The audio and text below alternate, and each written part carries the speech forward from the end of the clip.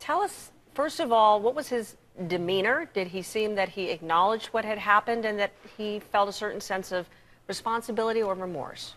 Well, he definitely took responsibility for this. And, you know, Suzanne, during this court proceeding, Jesse Jackson Jr., several times he looked back at his parents who were in the courtroom. And that key moment when the judge asked him, how do you plead? He looked directly at them and then he dabbed his eyes. He turned back to the judge and he said, guilty, Your Honor. Jesse Jackson Jr. also told the judge, quote, I used monies that should have been for campaign purposes.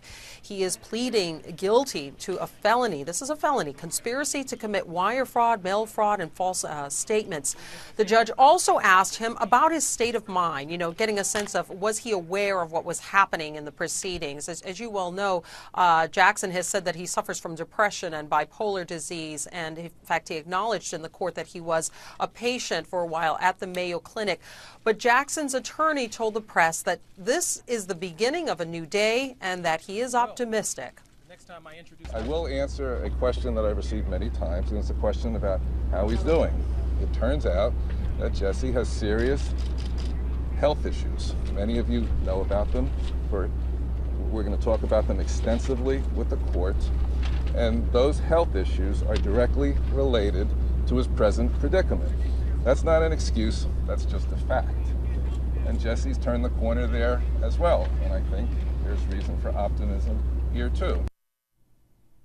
And Suzanne, I'm going to just point out, you can probably see there, you can see Judy Smith. She is the crisis manager who has been involved in so many high-profile cases here in Washington. In fact, there's a TV show that's now based on her career.